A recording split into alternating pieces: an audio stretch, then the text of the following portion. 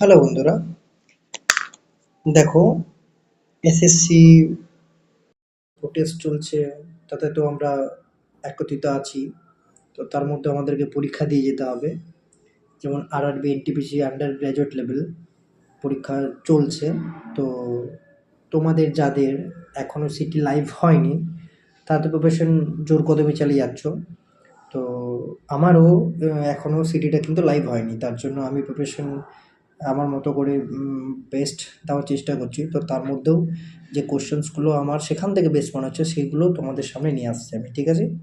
তো যার মধ্যে দেখো প্রথম প্রশ্ন কি বলছে, P sells a toy to Q at a profit of 40% and Q sells it to R at a profit of 10%।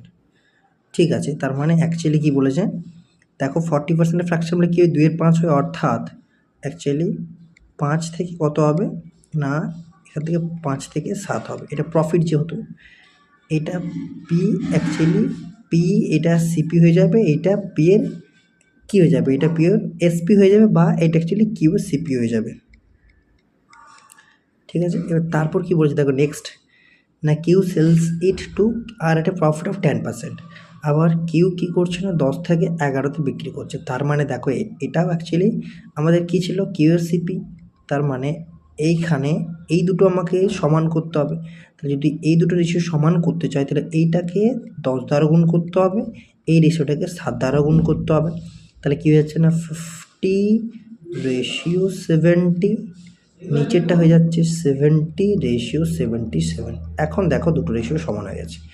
তার মানে অ্যাকচুয়ালি এটা কিউসিপি, এটাও কিউসিপি।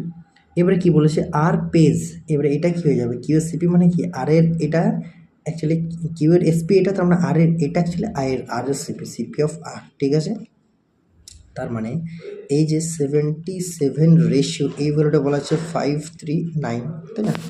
তার মানে এখানে এক রেশিও ভ্যালু কত পেয়েছি আমরা, এক রেশিও ভ্যালু কত পেয়েছি আমরা, এক রেশিও ভ্যালু পেয়েছি আমরা অ্যাকচুয়ালি 1:539/77। ঠিক আছে, তাহলে এটা কত হয়ে যাচ্ছে, দেখো আমাদের কার ভ্যালু চাই, কোনটা ভ্যালু চাই, actually what is the cost price of the toy for P, P এর কস্ট প্রাইস। তাহলে পি এর কস্ট প্রাইস তো এটা, এই যে 5 রেশিও 10 দ্বারা গুণ করে 50 বানিয়েছি আমরা, তো এটা হয়ে যাবে। তার মানে অ্যাকচুয়ালি 50 রেশিওর ভ্যালু কত সেটা আমাদের চাই। ঠিক আছে, তাহলে 50 ইন্টু 539/77। ঠিক আছে, তো এখানে দেখো 77কে 7 দ্বারা গুণ করলে 539 হয়ে যাবে, 50 × 7 = 350। মানে এই টাকাটা আমাদের পিএসিপি হয়ে যাবে। ঠিক আছে, নেক্সট কোয়েশ্চেন কি বলছে দেখো, after allowing a 10% discount on the marked price of an article, a person makes a profit of 16%। দেখো এখানে কিন্তু অ্যাকচুয়ালি কীরকম একটা মানে অ্যাকচুয়ালি সেই স্বাদ বলে না, স্বাদ আসছে এখানে, এমআরপি আর সিপির কিন্তু স্বাদ আসছে। তার মানে অ্যাকচুয়ালি আমরা এমআরপি সিপির যে রেশিও বিল্ট সেটা আমরা জানি আগেই।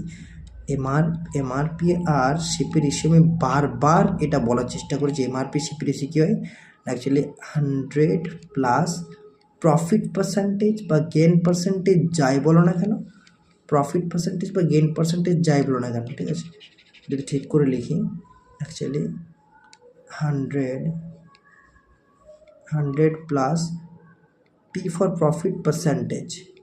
ঠিক আছে, এটা হয়ে যাবে আমাদের এমআরপি, আর 100 minus T for discount percentage. ঠিক আছে, তাহলে দেখো এখন কী হয়ে যাবে না, 100 প্লাস প্রফিট পার্সেন্টেজ কত ছিল 16, আর এখানে 100 মাইনাস ডিসকাউন্ট পার্সেন্টেজ কত ছিল 10, আলটিমেট রেশিওটা 116/90। যদি ফার্দার আমরা ক্যালকুলেশন করি কত দাঁড়াবে, এটা হয়ে যাবে 29 সরি, এটা আমরা 2 দিয়েই কাটতে হবে, 3 দিতে যাবে না, তাই না? তাহলে আমাদের এটা কত হয়ে যাবে, 58/45। এটা দাঁড়িয়ে গেল, এটা কি দাঁড়িয়ে গেল আমাদের এমআরপি আর সিপি রেশিও দাঁড়িয়ে গেল। ঠিক আছে, এরপর কি বের করতে হবে আমাদেরকে, না কস্ট প্রাইসটা দেওয়া হয়েছে, তাহলে আমাদেরকে কী বের করতে হবে, এমআরপি বের করতে হবে। অর্থাৎ কস্ট প্রাইস বলতে 45, তাই না, এর এটা MP/CP, এটাও MP, এটা অ্যাকচুয়ালি MP/CP। ঠিক আছে, MP/CP, এটাও অ্যাকচুয়ালি MP/CP। তার মানে আমাদের এই 45 রেশিওর ভ্যালু দেওয়া হয়েছে কত, 648। তাহলে আমাদের এক রেশিওর ভ্যালু আমাদের কত হয়ে যাবে না 648/45 বের করতে হবে আমাদেরকে না, কী বের করতে হবে, মার্ক প্রাইস। তার মার্ক প্রাইসে 58 রেশিও, তাহলে এখান থেকে পাচ্ছি কি 58 রেশিও, কত হয়ে যাবে না 648/45 ইন্টু 58। ঠিক আছে, ঠিক আছে। তো দেখো এখান থেকে কী পেয়েছি আমরা, কত হয়ে যাবে,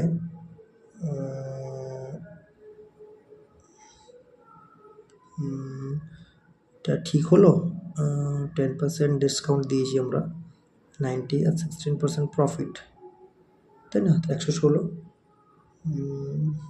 45, ঠিকই তো আছে। তাহলে এরপর 648টা কী বলেছিল, কস্ট প্রাইস, তাহলে 45 ভ্যালু, 58 ভ্যালু কত, তার মানে আমাদের কত হয়ে যাবে, পয়েন্ট আসবে কিছুটা, তাই না? তা দেখো কি কত পয়েন্ট আসছে অ্যাপ্রক্সিমেটলি। বা যদি আমরা কাজ করতাম, এটা যদি একটা কাজ করতাম কীরকম, এটা আমরা যদি এই দশমিকটাকে শূন্যটাকে রেখে দিতাম, মানে ঠিক আছে এখন গুণ করে নিই, 9 9 5 45, 9 7 63, 9 2 18, তাই না? তাহলে 72 ইন্টু 58/5, ঠিক আছে। তাহলে এটা কত হয়ে যাবে, এটা হয়ে যাবে কত, দেখো আলটিমেট কি আসছে, 72 ইন্টু 58/5, তাই না? তো এখন দেখো এটা হয়ে যাবে 5 11 11.6, তাই না? 11.6 হয়ে যাচ্ছে, 72 11.6। তাহলে যদি ক্যালকুলেশন করি আমরা, 11 2 22, 2 790 প্লাস 43.2, মানে কত হয়ে যাবে 792, 8 800, 835, 835.2, এটা আমাদের রিকোয়ার্ড অ্যান্সার। ঠিক আছে, ঠিক আছে। নেক্সট কোশ্চেন দেখো, নেক্সট কোশ্চেন কী বলছে, a sum of rupees 50,000 is lent partly at 4% per annum and remaining at 5% per annum. If the yearly simple interest on the average is 4.6%, the two parts are. দেখ প্রথম কথা আমি একটা কথা বলেছিলাম যে আমাদের মেথড সেটা নিয়ে আলোচনা আমি অনেকবার করেছি, ঠিক আছে, যেটা আমাদের হয় অ্যালিগেশন মেথড। দেখো অ্যালিগেশন যে মেথডটা হয় সেটা নিয়ে আমি আলোচনা বারবার করে থাকি। অ্যালিগেশন মেথড এটা কি হয় না, অ্যাকচুয়ালি আমাদের যখন থার্ড টার্ম বা 3 নম্বর টার্ম বা 3 নম্বর কোনো অ্যাকচুয়ালি আমাদের ভ্যালু হতে পারে, সেই ভ্যালুটা দুটো ভ্যালুর মধ্যেখানে লাই করে, ব্যাস এইটা আমার কনসেপ্ট, এর বাইরে কিচ্ছু না। দেখো এখন এখানে এটা আর 3 নাম্বারটা ওভারঅল হবে, তাহলে এখানে ওভার কত 4.6%, তাহলে এইটা দুটোর মধ্যে লাই করছে, 4-এর থেকে বড় 5-এর থেকে ছোট। তাহলে দেখো যদি আমি এভাবে ডিনোট করেছি, এই পার্টটা আর একটা বি পার্ট, তো এই পার্টটা 4% পার অ্যানামে রাখা হয়েছে, বিটা রাখা হয়েছে 5% পার অ্যানামে, আর এদের মধ্যেখানে যেটা পাচ্ছি 4.6, এটা আলটিমেটে পাচ্ছি, ঠিক আছে। এবারে কী হয়, এটা ডিফারেন্স হয়, ডিফারেন্স হয়ে এদিকে একটা আসে, সেটা হচ্ছে আমাদের এটা 0.6 আর এটার হয় 0.4, ঠিক আছে, এটা হয় 0.4। অ্যাকচুয়ালি 4:6 আলটিমেট, 2:3 আলটিমেট, তার মানে 4% সুদের হারে 2 অনুপাত টাকা রাখা হয়েছিল, আর 5% সুদের হারে 3 অনুপাত টাকা রাখা হয়েছিল। টোটাল টাকা কত 50,000, টোটাল অনুপাত কত 3:5 রেশিও। তাহলে 5 রেশিওর ভ্যালু কিন্তু আমাদের 50K বা 50,000, তাহলে অ্যাকচুয়ালি আমাদের 2 রেশিওর ভ্যালু পাবো, 1 রেশিওর ভ্যালু যদি পেয়ে যায় হচ্ছে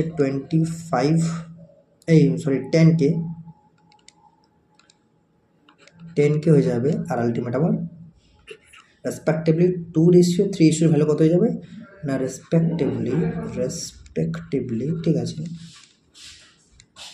respectively 2 ratio and 3 ratio must be কত হবে অ্যাকচুয়ালি 20K অ্যান্ড 30K। এটা আমাদের ইকুয়েট আছে, অর্থাৎ 4% সুদের হারে কত রাখা হয়েছিল, 4% সুদের হারে 20,000 টাকা রাখা হয়েছিল, 5% সুদের হারে 30,000 টাকা রাখা হয়েছিল। ঠিক আছে, এটা আমাদের 3 নম্বর প্রশ্ন। এবার চলে যাবো next question.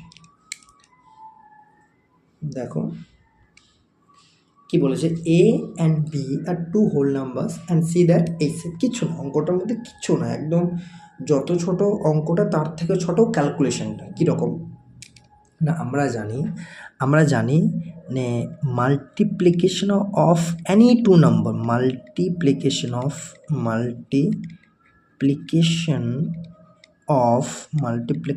Of any two numbers,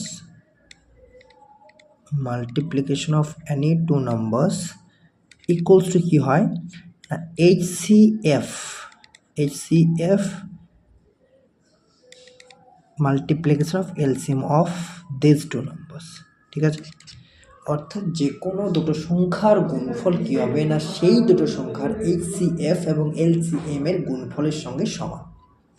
তাহলে এখন দেখো সংখ্যা দুটো দেওয়া হয়েছে আমাকে A আর B, তাহলে এই দুটো সংখ্যার গুণফল কী হবে আমরা জানি HCF ইন্টু LCM হবে। তাহলে দেখো এই দুটো সংখ্যার আমাকে কি দেওয়া হয়েছে, C ইজ দ্য HCF, তাহলে HCF বলতে C দেওয়া হয়েছে, আমাকে চেয়েছে LCMটা, তাহলে এখান থেকে আমি বের করতে পারি। তাহলে এখান থেকে কী পেতে পারি না, LCM ইকুয়ালস টু AB/C। এটা না, কারণ HCF into LCM equals to কী হয় না, সংখ্যা দুটোর গুণফল হয়। তাহলে সংখ্যা দুটোর গুণফল দেওয়া হয়েছে আমাকে HCF দেওয়া হয়েছে, LCM বের করতে হবে। তাহলে সংখ্যা দুটোর গুণফলকে যদি আমরা HCF দ্বারা ডিভাইড করে দিই তাহলে আমরা LCM পেয়ে যাবো। তো এটা আমাদের রেকর্ড আছে, অর্থাৎ LCM ইকুয়ালস টু AB/C হয়ে যাবে। Next question. আচ্ছা বন্ধুরা, এইটা আমাদের আজকের সেশনের লাস্ট কোয়েশ্চেন। তো তোমাদের প্রত্যেককে আমি একটা কথা বলে রাখি, যদি সত্যি সেশন ভালো লেগে থাকে তো প্লিজ সাবস্ক্রাইব করো আর পাশে থাকা বেল আইকনটি প্রেস করো, যাতে প্রত্যেকবার ভিডিও আপলোডের সাথে সাথে তোমরা নোটিফিকেশন পেয়ে যাও এবং সলিউশনস করতে পারো। আর অবশ্যই তোমাদের সিটি যখন লাইভ হবে প্লিজ শেয়ার করো। ঠিক আছে, আমারটা আমি শেয়ার করবো লাইভ হওয়ার পর। দেখো এবার কি বলেছে, এটা খুব ইম্পর্ট্যান্ট একটা কনসেপ্ট। অ্যাকচুয়ালি কনসেপ্ট এই কারণে বলছি, কারণ যখনই আমরা টাইম অ্যান্ড ওয়ার্কের অঙ্ক করি, এফিসিয়েন্সির ব্যাপারে আমাদেরকে খুব ধ্যান রাখতে হয়, কারণ পুরো অঙ্কটাই জুড়ে আছে এফিসিয়েন্সিকে নিয়ে। কারণ আমরা জানি টোটাল ওয়ার্ক কী হয়, টোটাল ওয়ার্ক যেটা হচ্ছে টোটাল ওয়ার্ক ইকুয়ালস টু কী হয় না, এফিসিয়েন্সি ইন্টু টাইম, অর্থাৎ টাইম আর এফিসিয়েন্সির গুণফল করলে আমরা টোটাল ওয়ার্ক পেয়ে যাই, হ্যাঁ কি না। তাহলে দেখো এইবারে দেখো কি বলছে এখানে, তাহলে এই যে যদি একটা আলাদা টপিক বলাটা ভুল, টপিকটা তো টাইম অ্যান্ড ওয়ার্ক, কনসেপ্ট এরকম যে দুজন কাজ করেছে বা তিনজন কাজ করেছে, তারা এত দিনমজুর পেয়েছে বা এত টাকা আলটিমেটলি পেয়েছে, তো সে টাকাটা কীভাবে ভাগ হবে।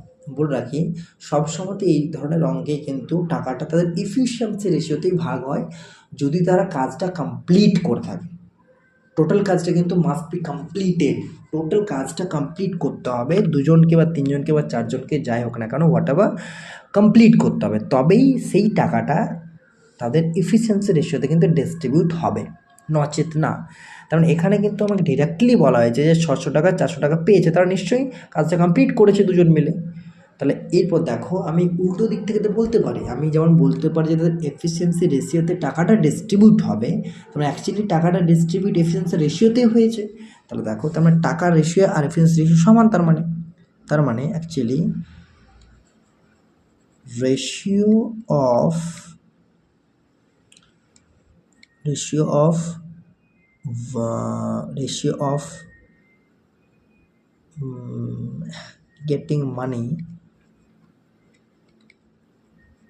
getting money of Omit and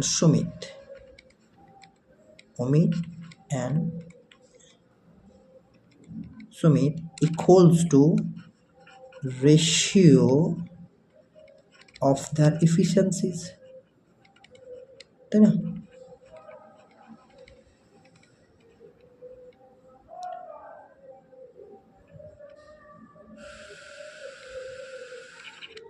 হ্যাঁ কি না? তার মানে দেখো এখানে কি পাচ্ছি আমরা, 600/400, 6:4 বা 3:2। তার মানে আমরা পেয়ে গেলাম এখন অমিত আর সুমিতের এফিসিয়েন্সি রেশিও কত না, 3:2 পেয়ে গেছি। ব্যাস, অঙ্ক হয়ে গেছে। এফিসিয়েন্সি পেয়ে গেছি মানে টাইম অ্যান্ড ওয়ার্কের অঙ্ক কিচ্ছু না, অঙ্ক হয়ে গেছে আমার এখানে, অঙ্ক হয়ে গেছে। কীরকম, এবার দেখো, যদি এদের এফিসিয়েন্সি রেশিও 3:2 হয়, আর আমরা জানি যদি ওয়ার্কটা কনস্ট্যান্ট হয় না, তাহলে এফিসিয়েন্সি রেশিওটা অনন্য হয়ে যাবে টাইমের রেশিও, যদি ওয়ার্কটা কনস্ট্যান্ট হয়। কারণ আমরা কি জানি না, efficiency into time equals to total work.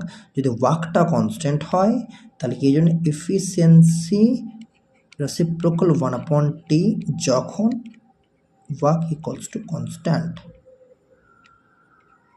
ঠিক আছে? তার মানে যদি এফিসিয়েন্সি 3:2 হয় তাহলে টাইমের রেশিও কত হয়ে যাবে, T of Amit ratio T of Sumit 2:3 হয়ে যাবে। তাহলে অমিতের সময় কত লাগছে এখানে বলেছে, 12 দিন,